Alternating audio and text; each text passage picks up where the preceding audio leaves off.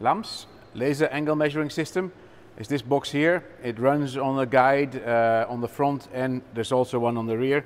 It's positioned automatically. The moment you program a part, it will go to the most optimized position.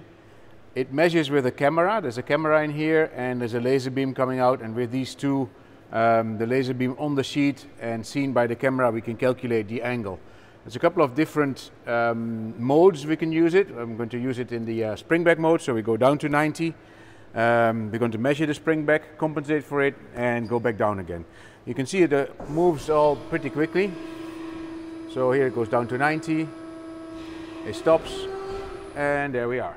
That was really fast. And if I put it against the die, we have a perfect 90 degree. So you don't lose any time by using a LAMS, and you are 100% sure that all your parts are 100% correct.